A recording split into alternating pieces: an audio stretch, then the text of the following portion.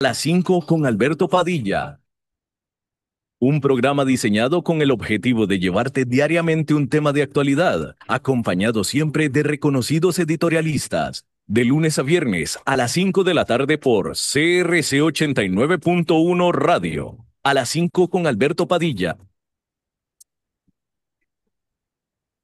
Hola, ¿qué tal? Saludos, bienvenidos a esta emisión de A las 5 con su servidor Alberto Padilla. Muchísimas gracias por estarnos acompañando.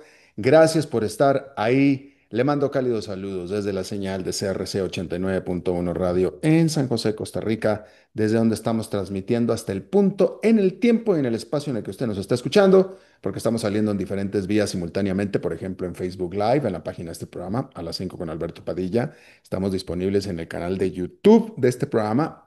Estamos en podcast en las principales plataformas, Spotify, Apple Podcast, Google Podcast y otras cinco importantes más. Aquí en Costa Rica, este programa que sale en vivo en este momento a las 5 de la tarde se repite todos los días a las 10 de la noche aquí en CRC 89.1 Radio. En esta ocasión me acompaña como usualmente lo hace, tratando de controlar los que son incontrolables, el señor David Guerrero y la producción general de este programa siempre poderosa desde Colombia, a cargo del señor Mauricio Sandoval.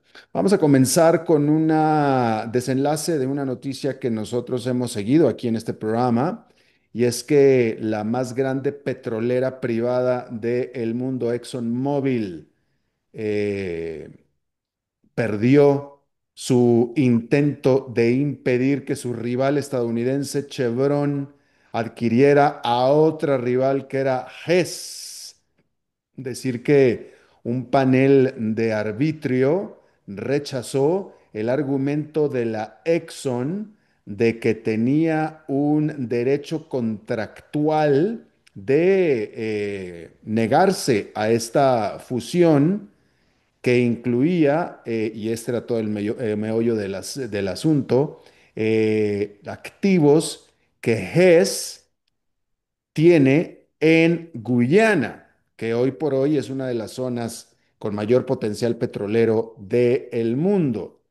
Y hay que decir que entonces esta victoria le allana el camino a Chevron para completar esta macro compra de 53.000 millones de dólares que se acordó desde el 2023. Así es que finalmente ya Chevron va a tener vía libre para operar y para meter sus operaciones en Guyana, actualmente uno de los centros petroleros más rentables del mundo. Estamos hablando de las tres empresas basadas en Houston, por cierto.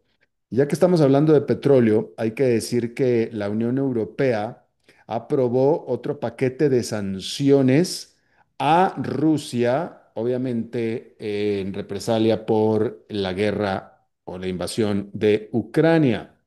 Decir que para que esto sucediera, Eslovaquia finalmente dejó de vetar este paquete después de que se le prometieran garantías para, por parte de la Comisión Europea para ayudar a Eslovaquia con los costos de suplir o tener una alternativa al gas ruso.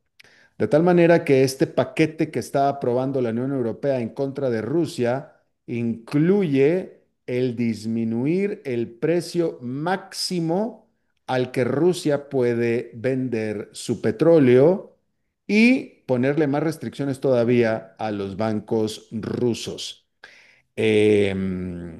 Usted sabe que básicamente Rusia, básicamente, primordialmente, financia su guerra y financia todo lo que hace con sus ventas de petróleo. Y bueno, se están atacando no tanto las ventas en sí, sino el precio al que Rusia puede vender este petróleo. En teoría, esto esto sucede en la práctica.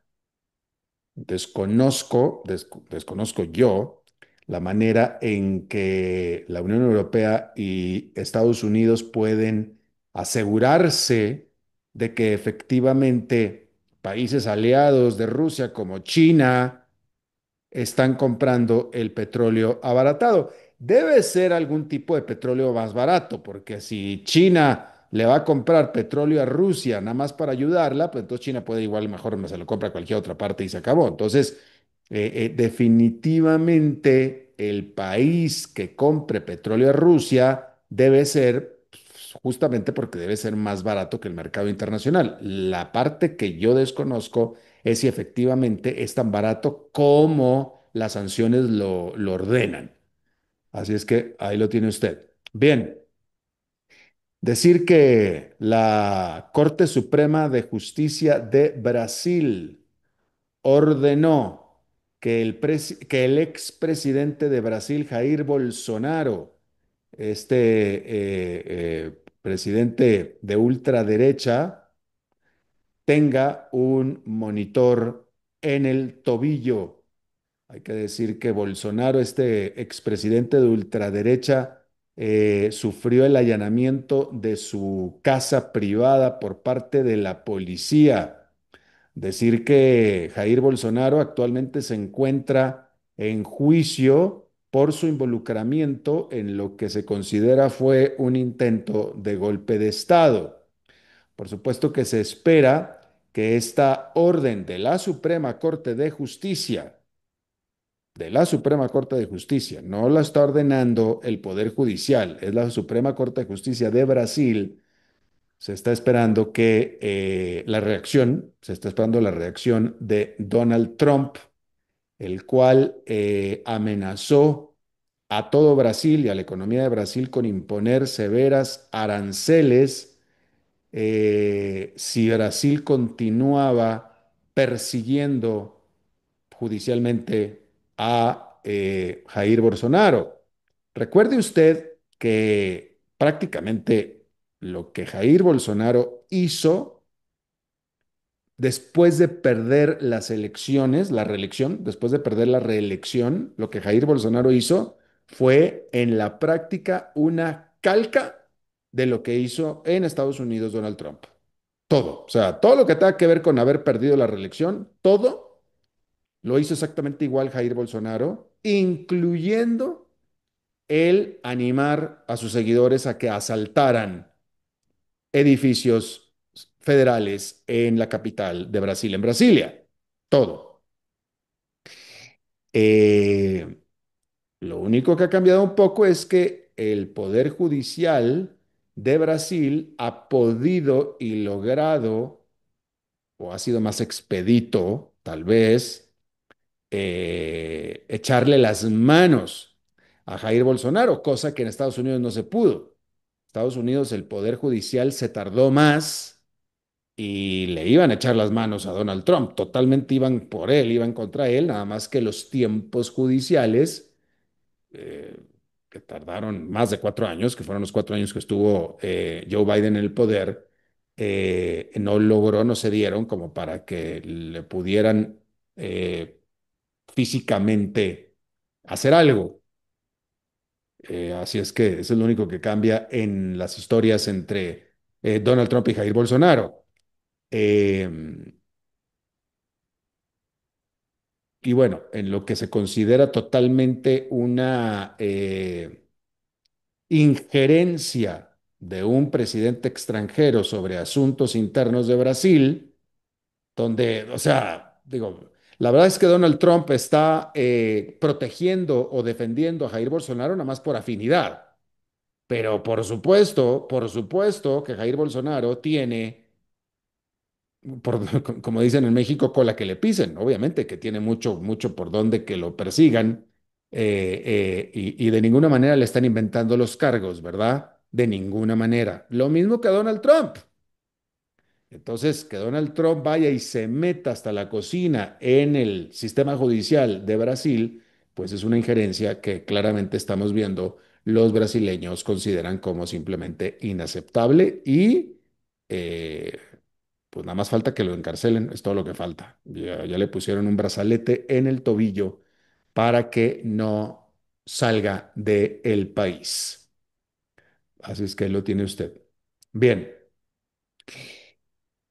el primer ministro de Israel, Benjamin Netanyahu, llamó telefónicamente al Papa Leo al día siguiente de que Israel atacara la única iglesia católica que existe en Gaza. Este ataque de Israel mató a 3 palestinos e hirió a 10 personas, incluyendo al propio párroco de la iglesia, el cual el Papa Francisco le llamaba telefónicamente diario durante toda la guerra hasta que ya no pudo hablar más el Papa Francisco. Hay que decir que este jueves el presidente Trump llamó al primer ministro de Israel para hacerle saber el disgusto de Estados Unidos sobre este asunto. Israel, de manera extraordinaria, literalmente extraordinaria, por este ataque en particular, se disculpó y se disculpó mucho al grado de que ahí está Benjamin Netanyahu hablándole al Papa. O sea, vaya, obviamente no es ni el primer ataque accidental, suponiendo que fue un accidente, y mucho menos el más grande, para nada. Israel ha hecho literalmente atrocidades mucho peores, mucho, mucho, mucho peores, de las cuales no se ha disculpado, y lo más que Israel había llegado a decir, normalmente la respuesta de Israel es, nosotros estábamos atacando a miembros de Hamas, estos miembros de Hamas se rodean de civiles, lo sentimos. ¿Sí? Eso es lo normal que dice Israel. Lo más que llegaba a decir, lo más que llegaba a aceptar es, vamos a investigar este asunto. Era lo más que llegaba a decir. Esta es la primera vez, básicamente, casi prácticamente la primera vez que dice, ups, qué pena, nos disculpamos. La primera vez. Así es que ahí lo tiene usted. Bien, la cadena de televisión de los Estados Unidos, CBS, mejor conocida como CBS, una de las tres grandes, CBS, canceló lo que es una insignia de esta cadena, que es el programa The Late Show. Es el programa de prime time, el programa cómico, satírico, diario de la noche con un comediante.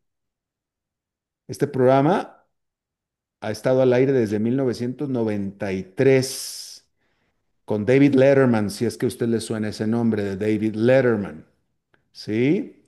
Decir que CBS es uno de los programas más famosos de la televisión de Estados Unidos. Punto, se acabó. Punto, se acabó. Junto con quien dirige el programa, obviamente. Decir que CBS dijo que esta decisión de dar por terminado este programa el año que viene es por motivos financieros.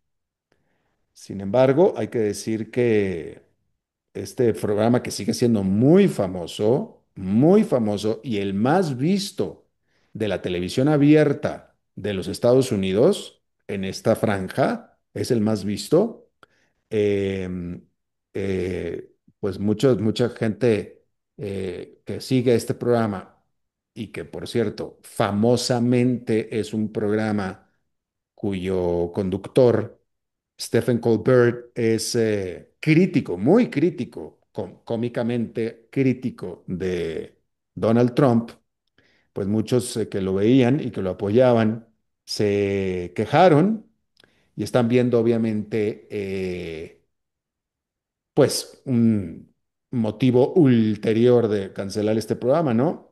La senadora Elizabeth Warren, que es demócrata de Massachusetts, cuestionó si acaso la cancelación de este programa es porque precisamente Stephen Colbert es crítico no solamente de Donald Trump, sino que después también, por Donald Trump, criticó la decisión de hace poquito, que aquí lo comentamos, la decisión de hace unas cuantas semanas de que la empresa matriz de la cadena CBS, que es la empresa Paramount, llegó a un acuerdo con Donald Trump personalmente para pagarle a Donald Trump 16 millones de dólares para que Donald Trump dejara de demandarlos porque los había demandado por otro programa que es el famoso programa de 60 Minutes, un programa periodístico que Donald Trump se enojó con un programa de 60 Minutes, se enojó, punto, se enojó y los demandó.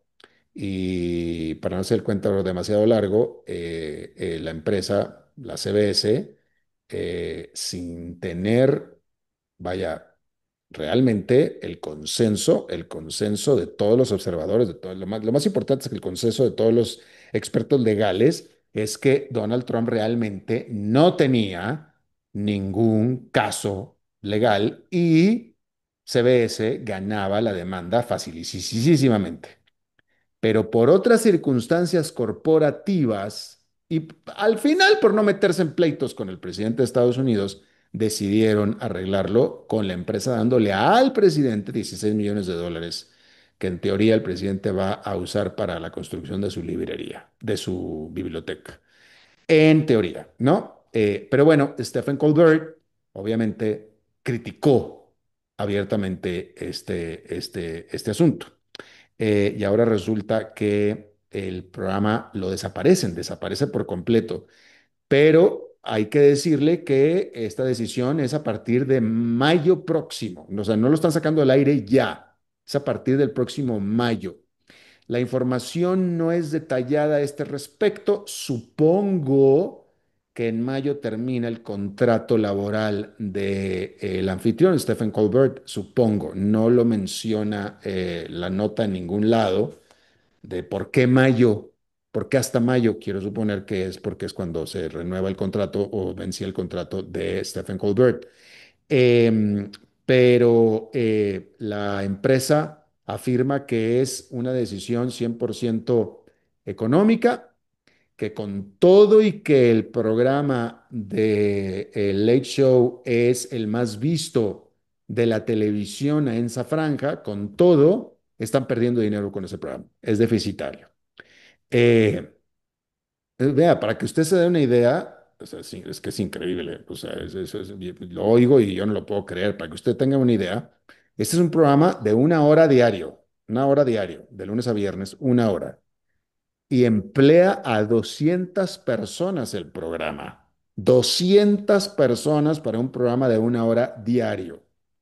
Nosotros en CNN, cuando estábamos en CNN, cuando sacamos adelante a CNN, éramos 24 horas en vivo, toda la semana, 7 días, y éramos 100 empleados. Éramos 100 empleados. En mi programa éramos tres. En mi programa, yo y dos productores. Claro, nos apoyábamos en toda la estructura, ¿no? Pero éramos 100 personas. Este programita de una sola persona, de una sola hora, tiene 200 empleados. Y obviamente Stephen Colbert, nada más él gana millones y millones de dólares.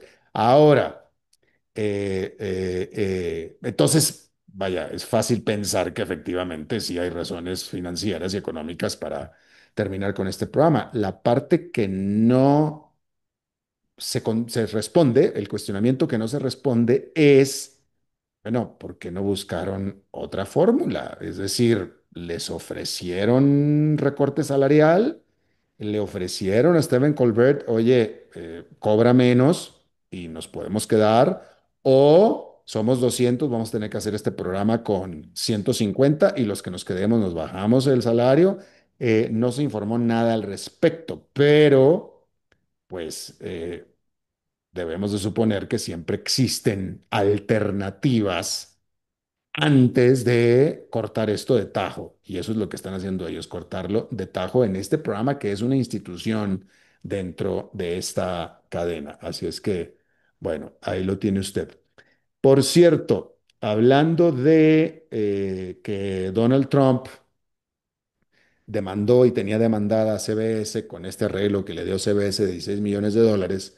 Este día, Donald Trump demandó a otro medio de comunicación y a su propietario, y de eso vamos a estar hablando un poco más adelante en nuestra entrevista de hoy. Es otra demanda más a otro medio por otro caso diferente, pero vamos a estar hablando de eso en un momento más. Antes de eso, déjeme informarle rápidamente que en El Salvador, el organismo no gubernamental Cristosal, que promueve los derechos humanos en todo Centroamérica, cerrará sus operaciones en El Salvador después o a partir de que el presidente de El Salvador, Nayib Bukele, ha estado intensificando su persecución a las críticas y lo que se considera la disidencia.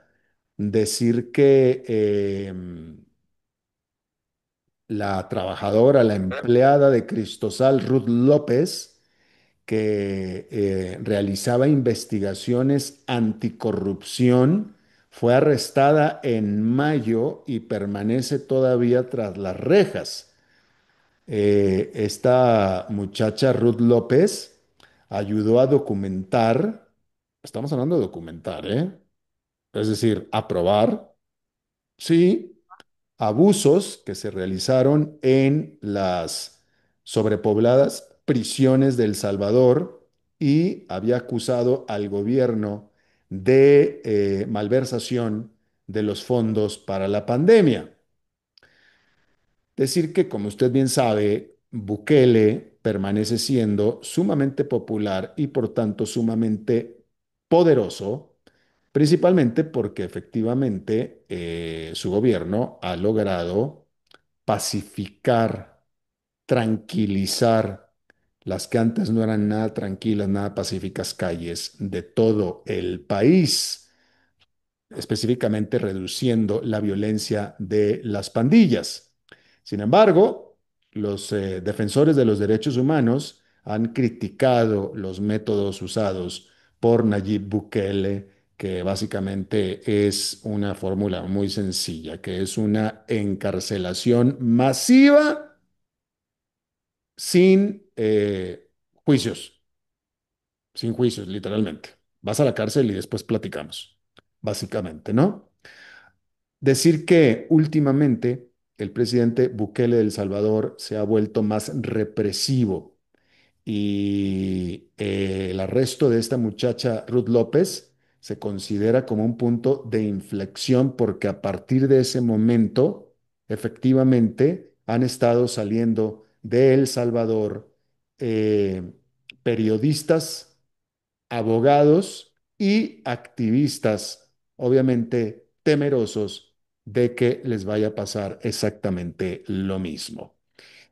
Decir que este organismo no lucrativo Cristosal era uno de los pocos organismos independientes que quedaban operando en El Salvador, monitoreando las actividades del gobierno y por supuesto que esta salida, este encarcelamiento de Ruth y esta salida de estos activistas, abogados y periodistas de El Salvador van a, uno, envalentonar más todavía a Nayib Bukele y atemorizar aún más a los que se queden.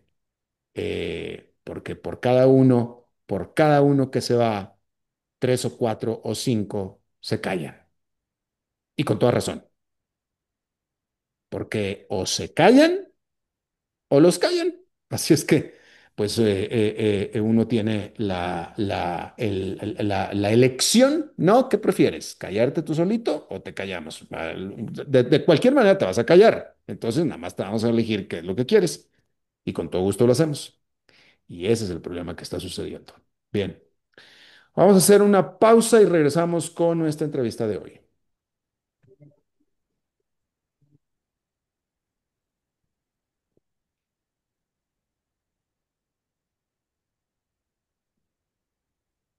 Regresamos a las 5 con Alberto Padilla por CRC 89.1 Radio.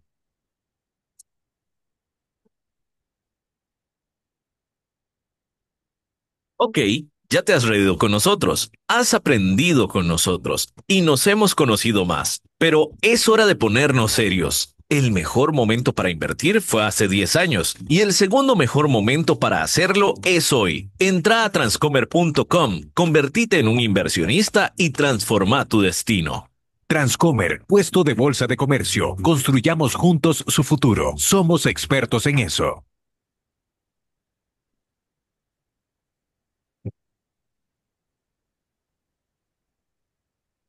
Continuamos escuchando a las 5 con Alberto Padilla.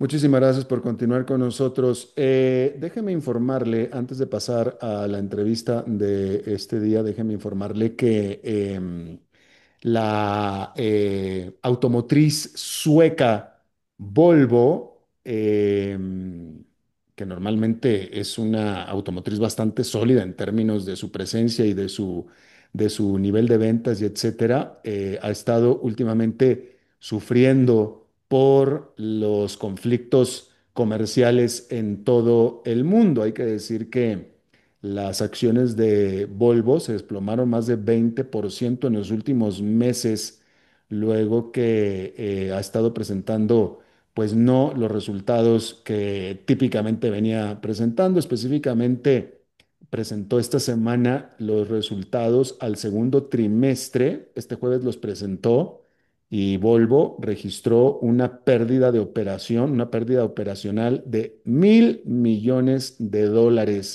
con sus ingresos cayendo 8% anual. Hay que decir que Volvo hace algunos años fue adquirida por una matriz china y desde entonces abrieron una fábrica, una gran fábrica de automóviles en China y produce gran parte de sus automóviles en China también.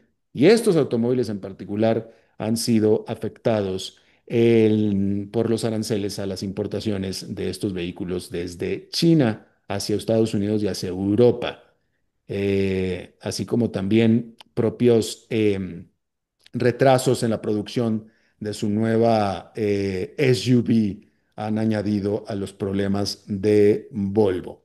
Con todo, los resultados de Volvo fueron un poco mejores a lo que estaban esperando los analistas y esto hizo que al fin, cuando menos cuando presentó los resultados el jueves, las acciones subieron un poco.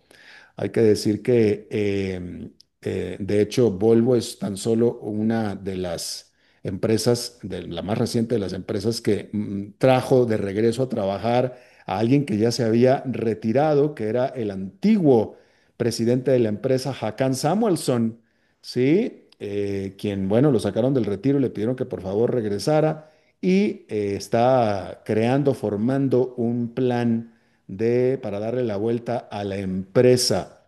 Por lo pronto, la compañía anunció 3.000 despidos en mayo y bueno, pues se está esperando después de, o sea, aparte de todo el plan de reforma y de todo lo que está tratando para mejorar sus resultados, todavía queda la incertidumbre sobre qué finalmente va a suceder con los aranceles de usted ya sabe quién, que nadie puede planear absolutamente nada hasta que no se define exactamente qué es lo que va a suceder con los aranceles de usted ya sabe quién. Así es que ahí lo tiene usted. Bueno.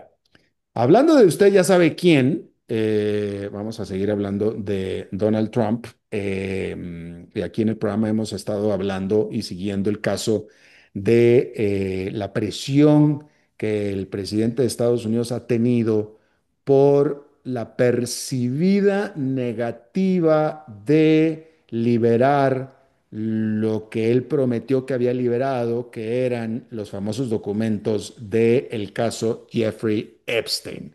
Estoy seguro que usted ya sabe de lo que estamos hablando, sobre todo si ha seguido este programa, porque aquí lo hemos estado hablando muchísimo.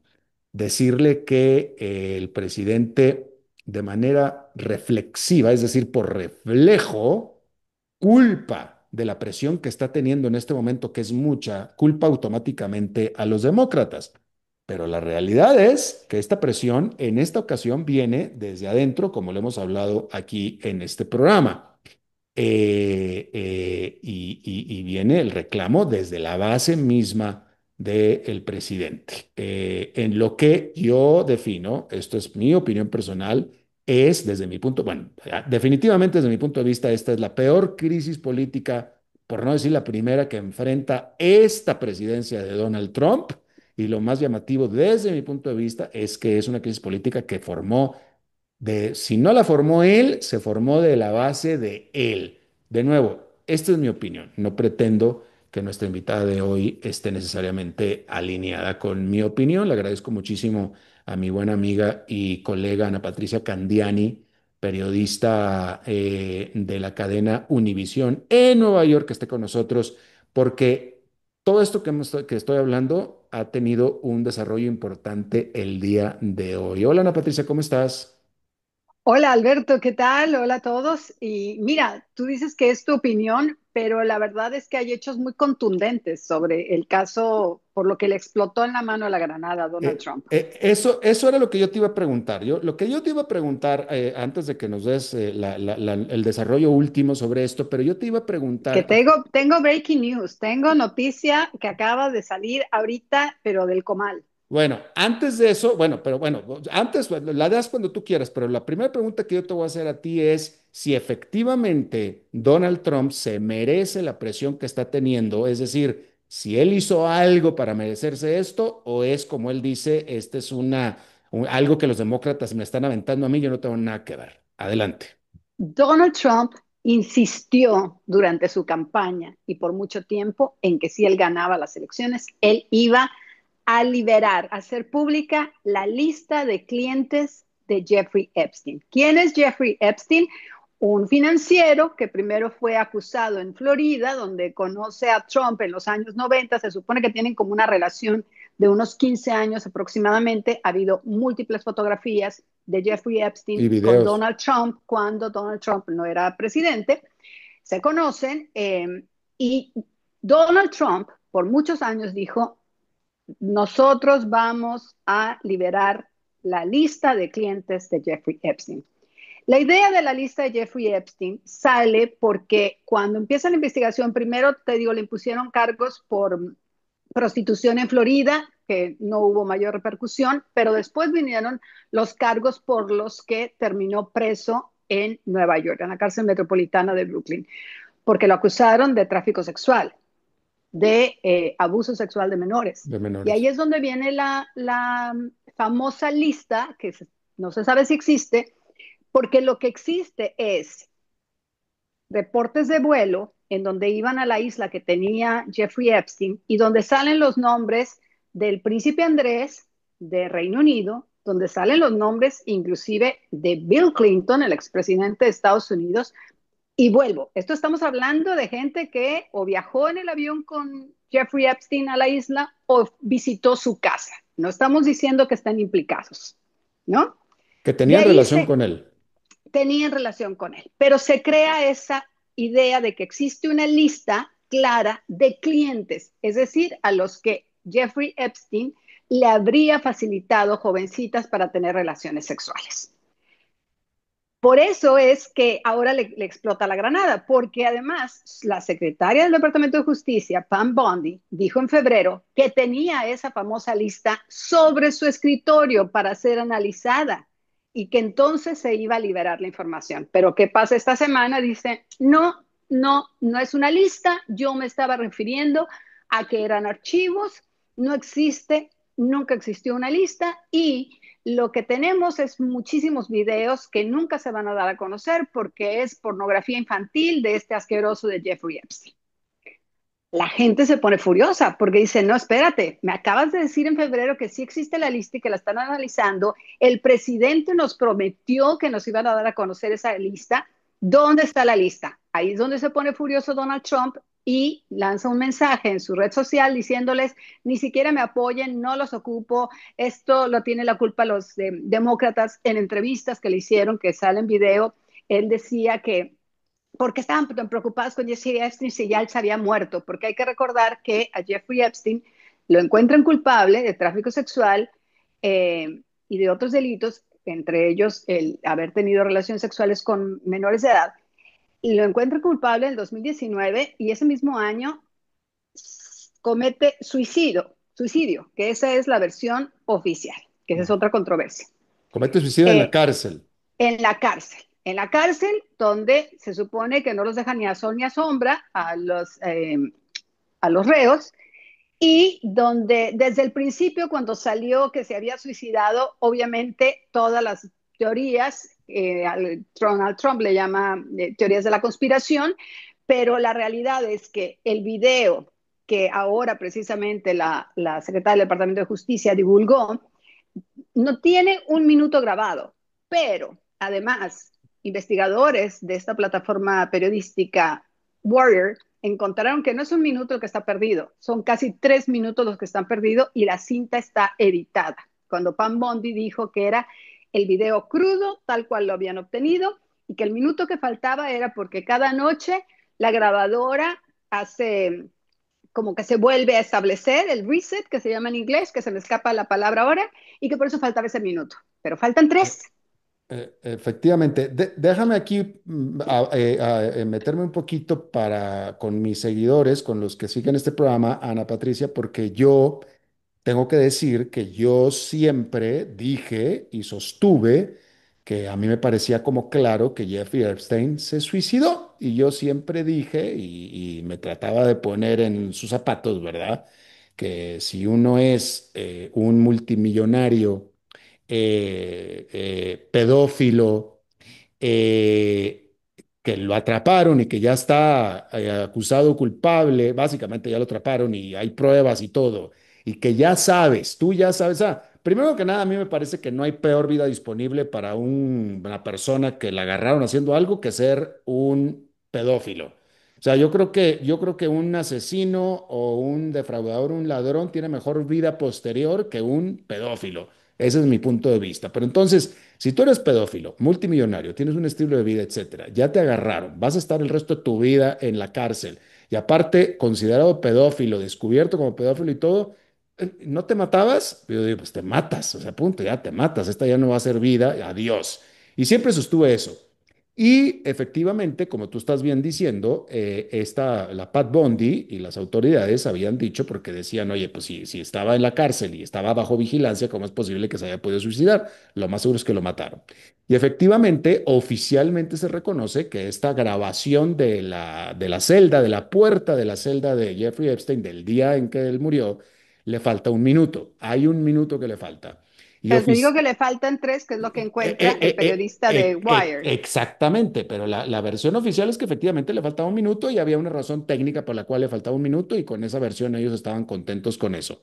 Ahora, como bien estás diciendo, y este medio de comunicación Wire, que en lo personal yo no conocía mucho, pero que lo recogen después los canales tradicionales de Estados Unidos como CBS y otros más, que New ahí es York donde yo en Times. lo personal ya empiezo a poner atención, ellos descubren con evidencia, que no nada más le falta un minuto, sino que le faltan 3, que esos 3 los taparon de tapar, los trataron de tapar de otra manera, Con y una edición ahí sofisticada. exactamente, y con la investigación, con metadatos que usaron ellos, comprobaron no solamente que le manipularon 3 minutos, que se los borraron, sino incluso hasta dieron con el programa con el cual editaron este video. Total que está probadísimo que ese video lo editaron, lo manipularon y en la manipulación le borraron 3 minutos. Y de Mira, Alberto, y de eso, las autoridades no dicen nada, ahí se quedaron callados. Ellos admiten uno, pero no admiten los 3.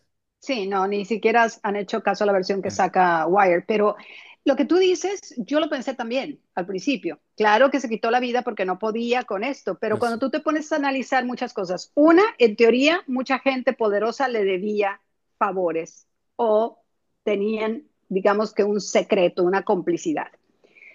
Entonces, él podría haber pensado que eventualmente saldría de esa prisión precisamente por esos caminos.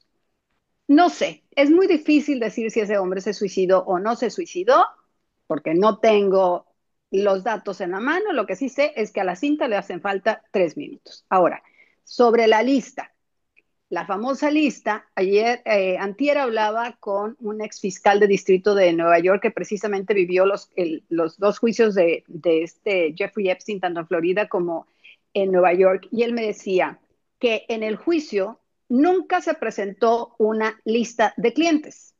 en los juicios. Nunca se presentó una lista de clientes. Entonces, y que si se había presentado era algo absolutamente secreto. Ahora que el presidente, tras la presión, después de que insultó a sus seguidores, como dices tú, esto viene de adentro del partido, de esos que le dijeron, vas a la Casa Blanca, te apoyamos, y que ahora no les está cumpliendo con la famosa lista, la presión fue a la secretaria del Departamento de Justicia, pide por favor que toda la información pertinente, muy importante esa palabra, pertinente, sea revelada. Entonces, Eso es por lo eso el que, Departamento de Justicia, eso es lo que pasó hoy. eso es lo que pasó hoy, pero también acaba de pasar lo que te decía de Breaking News, pero ahora te lo voy a decir. Acá, el Departamento de Justicia hoy presentó ante la Corte una moción para que los testimonios que se presentaron en el juicio a Epstein aquí en Nueva York se den a conocer. No sabemos si la Corte lo va a aceptar porque hay evidentemente menores de edad involucradas. Hay nombres que podrían no quererse revelar y no me refiero a los que habrían sido los clientes, sino a las personas afectadas. Ajá, Pues claro. no sé qué va a decir la Corte. Si lo que me está diciendo Walter Norkin, el que te digo que es exfiscal de Nueva York, de que no se presentó una lista de clientes, por lo menos no se supo oficialmente que se presentara una lista de clientes, Donald Trump, que es lo que se especula que él estaría en esa lista, no se preocuparía porque aun cuando se revelaran los testimonios no saldría una famosa lista de clientes. Pero volvemos al tema, yo no sé si va a ser posible que esto proceda porque tienen que proteger a las víctimas de este caso de Jeffrey Epstein. Pero Dime. una pregunta, y esta es pregunta.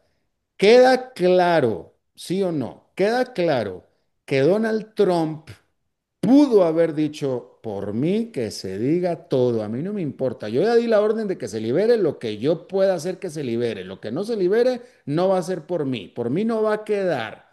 Eso no ha dicho Donald Trump. Donald Trump, más bien pareciera, pero es pregunta, pareciera que efectivamente él está tratando de que no se libere todo después de que prometió toda la vida que se iba a liberar todo. Claro. No, y él por eso utilizo la palabra pertinente, que salga la información pertinente. O sea que hay O sea, información que no es pertinente, que él no quiere que salga. ¿cuál es la información pertinente? Ahora, también te voy a decir una cosa.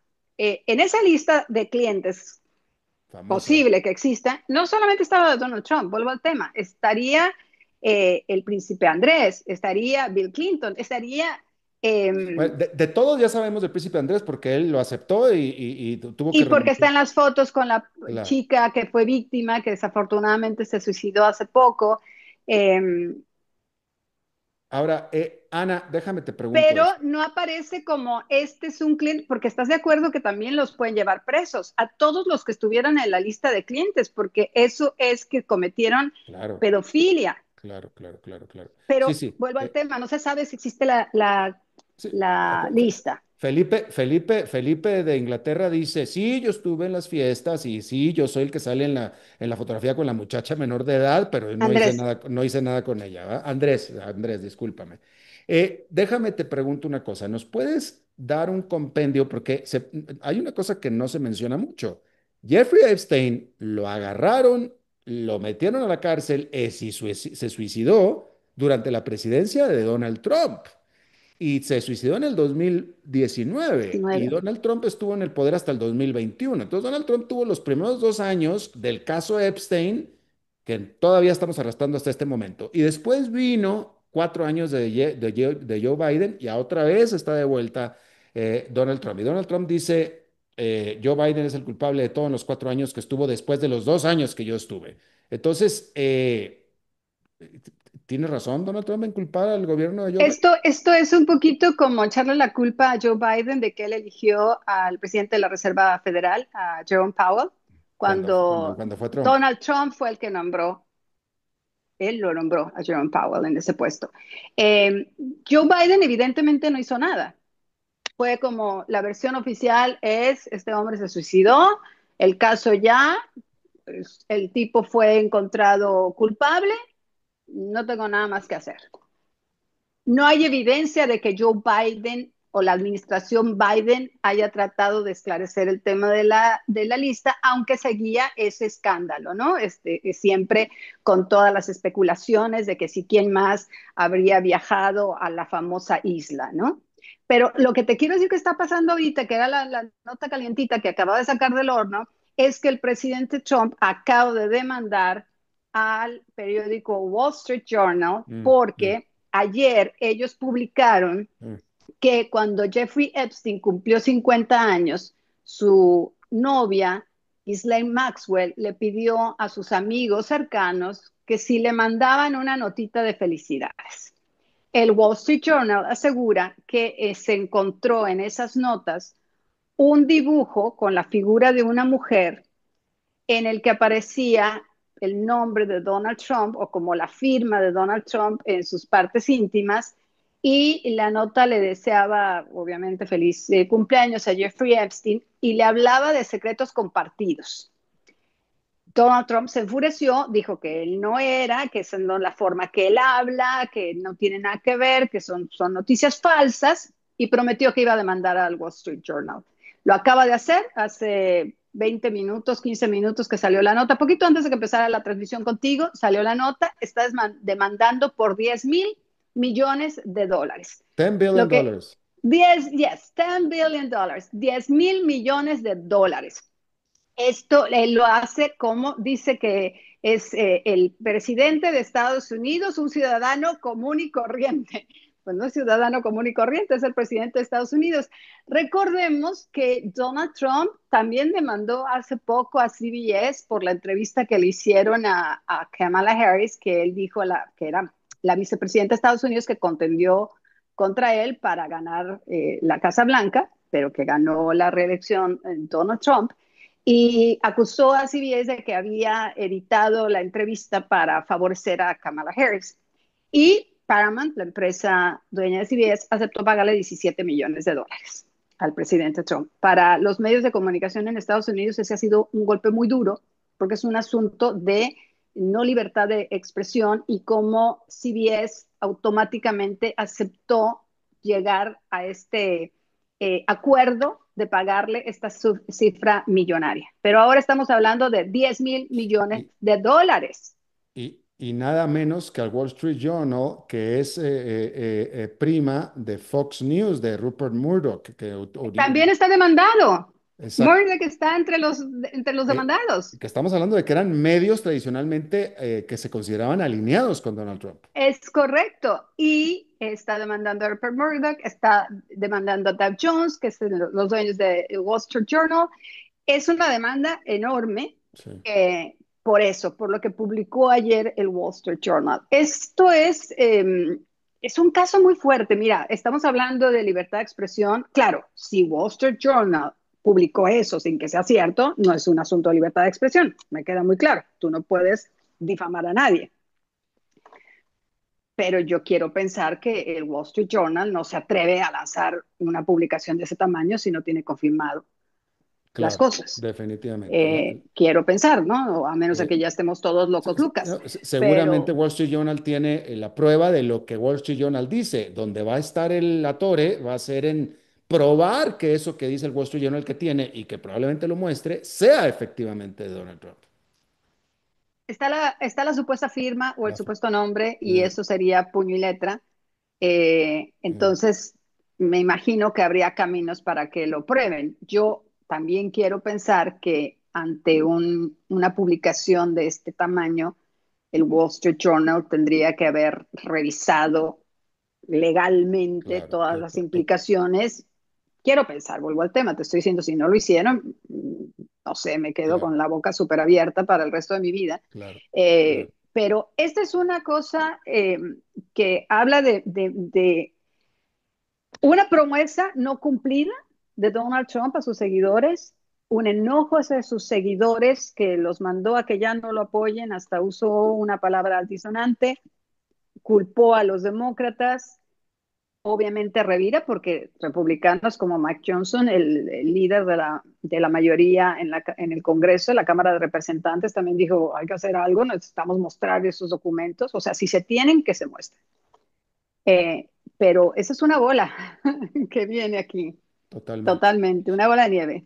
Bueno, pues entonces te agradezco muchísimo, colega querida Ana Patricia Candiani, de Univisión en Nueva York. Te agradezco muchísimo por tu reporte, por tu buena disposición a charlar con nosotros. Claro, con mucho gusto. Que la Hasta, pasen muy bien. igualmente, hasta la próxima. Bueno, siendo viernes, vamos a cerrar la emisión y la semana, cambiando de tono, vamos a hablar de bienestar alternativo con Mafa Moya. Feliz viernes, querido Alberto, a Mauricio en los controles y a ustedes, queridos oyentes, bienvenidos una vez más a este espacio de reflexión y de bienestar alternativo. Hoy quiero que profundicemos en un tema que de seguro muchos de ustedes han experimentado o han presenciado: el significado psicológico detrás del silencio cuando alguien se enfada. Esa pared de mutismo que a veces se levanta entre las personas y que puede generar tanta incertidumbre y dolor. ¿Quién no ha tenido una pareja castigadora con el silencio o un jefe castigador con el silencio? Para abordar este tema, nos hemos basado en un profundo análisis que nos permite comprender mejor estas dinámicas. Cuando una persona opta por el silencio en un momento de conflicto, no es simplemente una forma de manejar su malestar, sino que revela mucho sobre las dinámicas subyacentes de la relación que necesitan ser examinadas. Este silencio puede ser multifacético. Por ejemplo, puede ser una forma de manipulación o puede ser un mecanismo de autoprotección. ¿Es un castigo? ¿O quizás es un intento desesperado de evitar que el conflicto escale a mayores? Los expertos en psicología nos advierten que, si bien el silencio puede ser una herramienta poderosa, su uso constante puede volverse perjudicial. Una de las explicaciones más comunes para esta retirada es la autoprotección. Imaginémonos a alguien que, abrumado por la ira o la frustración, decide callar, para no decir algo de lo que podría arrepentirse más tarde. Es una pausa, un intento de controlar una situación emocionalmente intensa. Sin embargo, si este silencio se prolonga demasiado, puede generar en la otra persona una profunda inseguridad y angustia. La incertidumbre de no saber qué piensa o qué siente el otro puede ser tan dañina como las palabras hirientes. La falta de comunicación es un momento crítico, puede erosionar la confianza y crear una brecha difícil de cerrar. Pero el silencio tiene otra cara, una mucho más oscura: el tratamiento silencioso o la ley del hielo.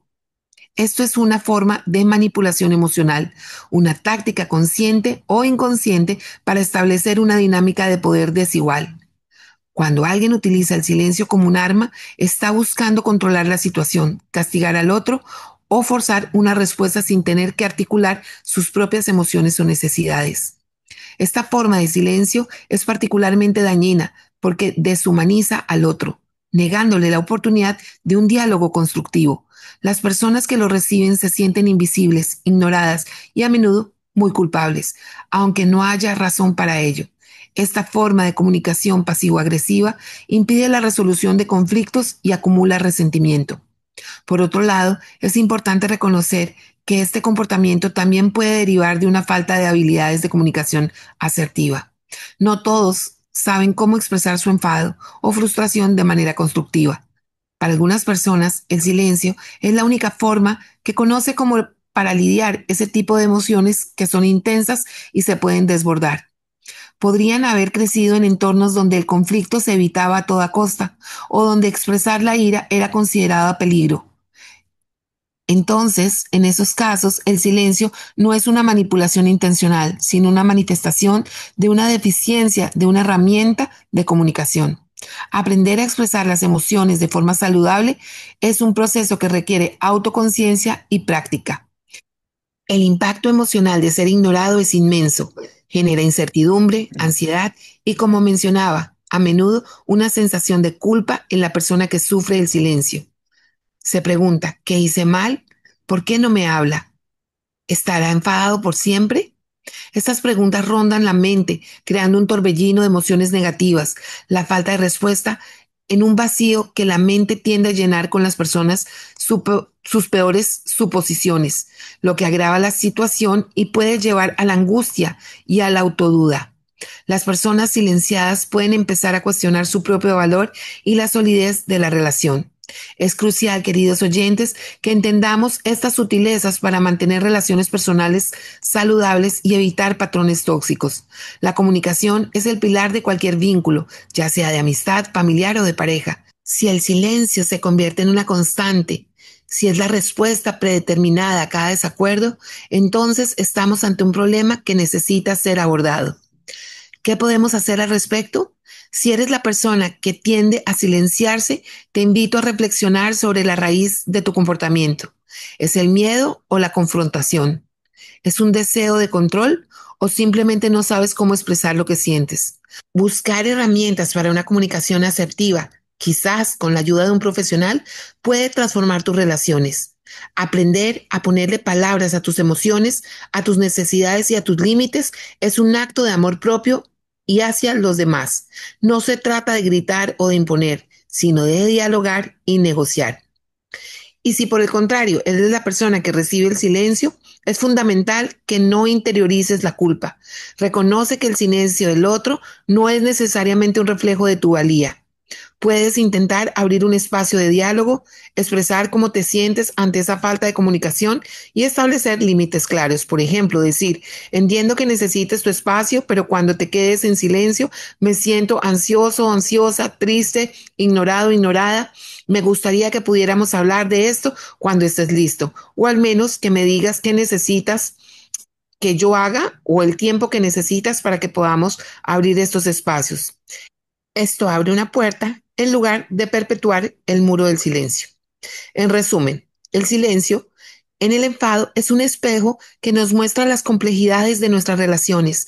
Puede ser una defensa o un ataque o una incapacidad. Lo importante es descifrar su verdadero significado y trabajar para fomentar una comunicación abierta, honesta y respetuosa. Solo así podremos construir y mantener esos lazos que tanto valoramos. Queridos oyentes, recuerden que la comunicación es un camino de dos vías y el bienestar emocional de nuestras relaciones depende de la voluntad de transitarlo con empatía, con comprensión. Gracias por permitirme estar en estos espacios de reflexión y espero que este fin de semana notes y observes en qué momentos se dan estos silencios. Hasta la próxima semana. Un abrazo. Feliz fin de semana. Y feliz fin de semana para ti también. Muchísimas gracias. Sigan a Mafa Moya en sus redes sociales, @Mafa Moya con Y. Y bueno, eso es todo lo que tenemos por esta emisión de A las 5 con su servidor Alberto Padilla. Muchísimas gracias por habernos acompañado. Espero que termine este día en buena nota, en buen tono, que tenga muy buen fin de semana y nos reencontramos en la próxima. Que la pase muy bien. A las 5 con Alberto Padilla fue traído a ustedes por Transcomer, puesto de bolsa de comercio. Construyamos juntos su futuro. Somos expertos en eso.